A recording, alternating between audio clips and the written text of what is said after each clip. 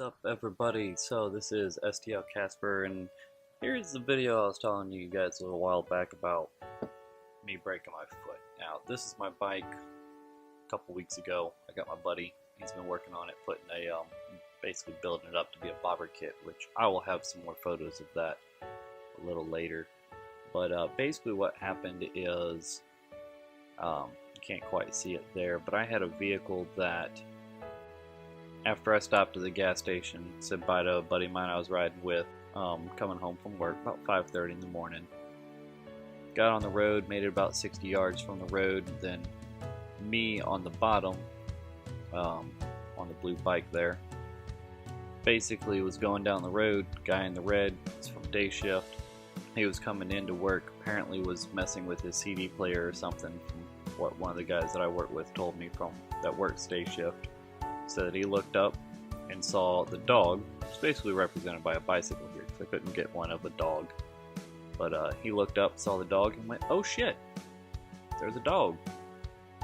Swerved into my line, basically followed that red line there, and then he saw me and went, "Holy shit, there's a bike," because he wasn't paying attention. Which is one thing I always tell people, is that pay attention to what you're doing, pay attention to your surroundings, put the phones down, leave the CD players alone. You know, don't do anything that's going to put your life in jeopardy or anybody else's.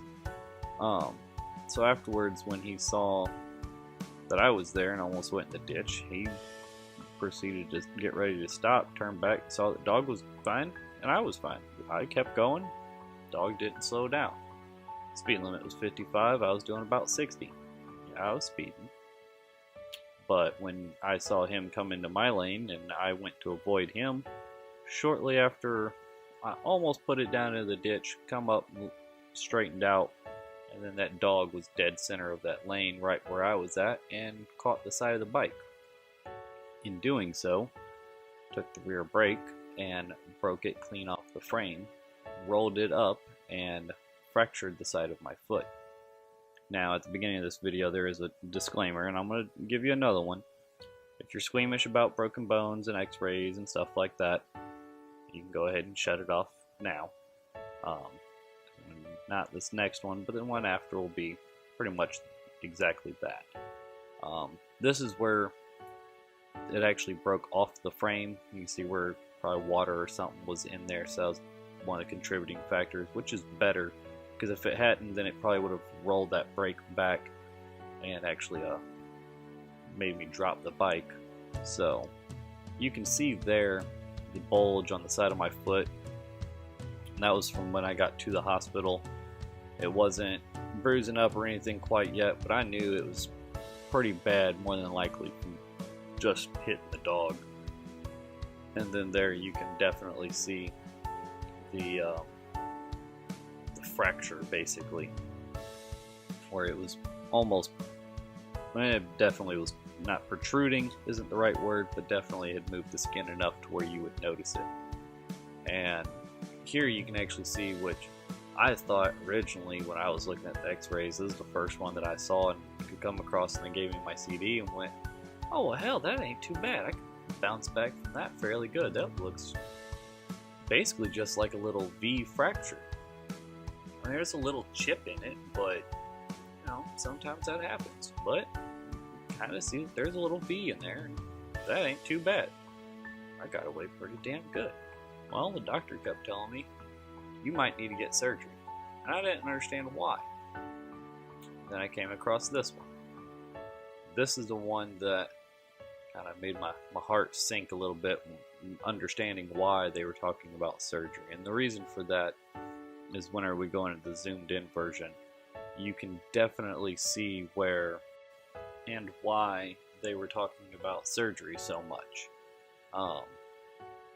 The bone was almost pushed back into the other part of the bone. I'm not sure what the names of those damn things are. I just know that they're all supposed to be connected. But that fracture almost broke clean off, which when I talked to the orthopedic surgeon, he's the one who had to check me out afterwards, he said that it's just high enough where you don't need surgery, and it's just low enough where you don't, or yeah, high enough you don't need surgery, low enough you don't need to be in a cast permanently. which when I got home back to St. Louis for 3 weeks, I ended up putting a boot in it from when my dad broke his ankle. And that was about 4 days after.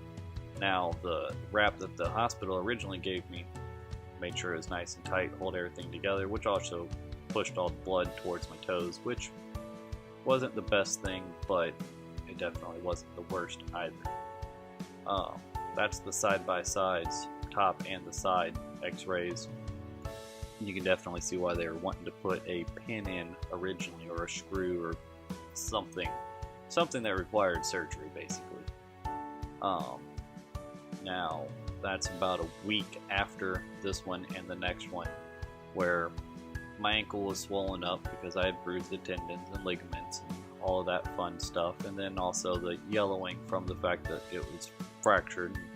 That's how your body heals, is it puts all that stuff back together in some miraculous, magical way that I'm too dumb to understand, to be honest. But it's fine, because my foot feels a hell of a lot better now, being almost 2 months after the fact. But this was the last x-ray that I got, and that was a month afterwards, to see exactly how things were healing, which the toes are a little janky, which the doctor talked about, but nothing I guess I should be concerned about, because he just talked about it and that was it. But you can kind of see on the right hand side where it's starting to heal back together. That was the only x-ray basically that I could get from them. They wouldn't give me another one like the hospital did, basically. But it healing up good. Now I still ain't supposed to be doing a lot of things, but the career that I'm working in now, being a pipe fitter at a job that is a new construction nuclear plant, walking around on rebar and ladders and stairs and loose gravel is basically what I'm doing, and it's what I have to do, which isn't always the best, but it is what it is.